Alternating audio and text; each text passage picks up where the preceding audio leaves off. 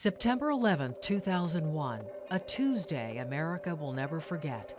5,000 children were left without a parent on that dark day, but they have not walked alone. They are Tuesday's children.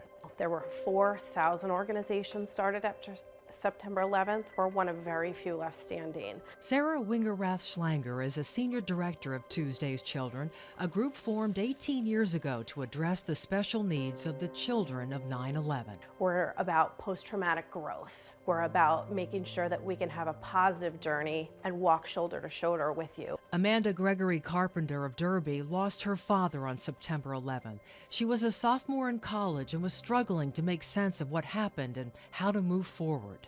One of my dearest, closest friends to this day is someone I met from Tuesday's Children that very first night that I went to a Tuesday's Children event.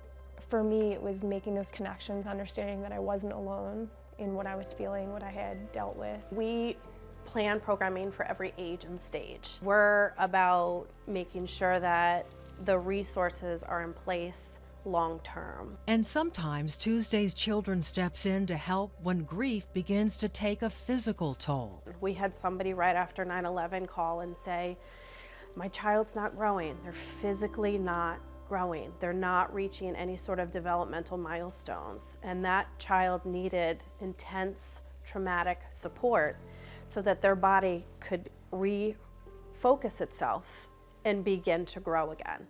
Much has been learned from 9/11 about coping with traumatic loss, and Tuesday's Children has shared those lessons with Sandy Hook and other communities reeling from horrific events.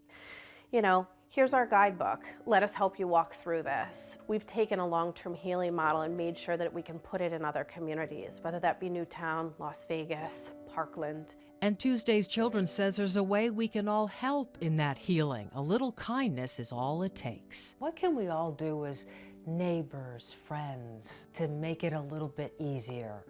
I think remembering that words matter.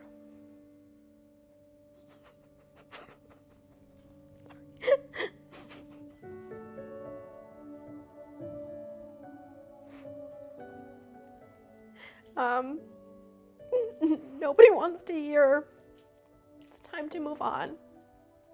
Nobody wants to hear that. Nobody wants to hear, how are you? They want to hear, how are you today? The journey through grief can seem like an endless dark tunnel, but Tuesday's Children is lighting the way with a program based on strength and resilience, and the chance for the children of 9/11 and others to feel positive again. We said that we were going to make a commitment to all these children to be with them into their adulthood. 110 women were pregnant on 9/11, so we still have work to do. I'm Denise DeCenzo, Channel 3 Eyewitness News.